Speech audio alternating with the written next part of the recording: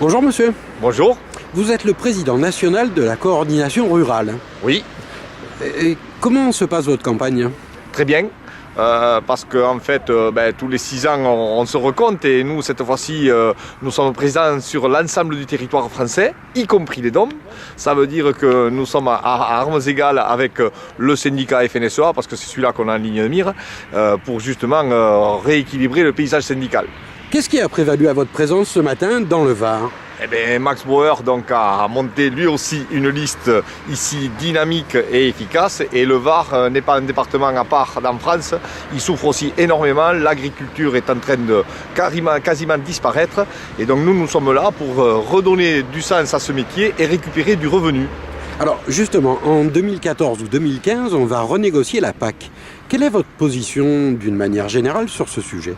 Alors la PAC, parce qu'au nom du citoyen, c'est la politique agricole commune. Et une politique agricole commune, c'est l'organisation d'un marché intra-européen pour que nous, agriculteurs, puissions fournir de l'alimentation saine et de qualité, mais surtout avec des prix rémunérateurs. Moi, je rappelle aux citoyens européens qu'en France, sur 100 € d'alimentation, l'agriculteur, il ne pèse que 8 €. Et nous, avec cette part-là, nous n'arrivons plus à vivre parce que nous produisons avec des prix en dessous de nos coûts de production. Donc ça, il faut l'arrêter. Et cette PAC doit réorganiser un marché qui nous permettra d'avoir des prix rémunérateurs par de la régulation. Régulation, ce n'est pas fermer les frontières, mais ce n'est que prendre ce dont j'ai besoin. Ici, on est dans le sud. Vous savez, il y a très peu de temps, on a vu des accords UE-Maroc s'ouvrir, c'est-à-dire qu'on a baissé les droits de douane sur le Maroc et le Maroc est en train de nous inonder en fruits et légumes et j'ai vu déjà que beaucoup s'élevaient sur la chute des prix. La régulation voudrait que nous prenions des fruits et légumes au niveau du Maroc en saisonnalité quand il y en a besoin, mais qu'après on arrête. Alors que là, on sait très bien que la grande distribution va s'en servir pour casser les prix et des producteurs disparaîtront encore.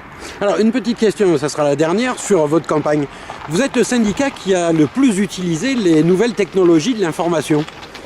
Oui, parce que les agriculteurs sont d'abord très informatisés, parce qu'aujourd'hui 80% des agriculteurs sont informatisés, et plus de 80% sont aussi sur Facebook et maintenant arrivent sur Twitter. Vous savez, les tweetos, dans l'agriculture, même toute génération comprise, on est surpris, et donc nous avions anticipé ça. Nous avons un site internet, nous avons fait de la publicité à la télé pour ce site internet, parce que je le rappelle, toute la presse agricole appartient à un syndicat, la FNSEA, via Xavier Belin, via Sophie Protéol, c'est au maître de ce syndicat, et aujourd'hui, les idées libres circulent sur Internet. Et je le dis en rigolant, vous savez, dans les pays, on va dire, autour de la Méditerranée, on a sorti les dictateurs avec Internet. Alors nous, la FNSEA, dedans, c'est l'arme fatale. Alors, une dernière question, parce que vous venez de l'évoquer.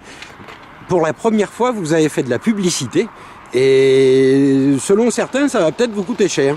Alors ça ne va rien nous coûter du tout parce que vous savez qu'on n'arrive pas avec une publicité sur FR3 sans problème puisque nous avons été validés par le CSA. Ça a été un travail de longue haleine pendant 5 mois. On a bien gardé le secret et ensuite nous l'avons travaillé avec nos juristes.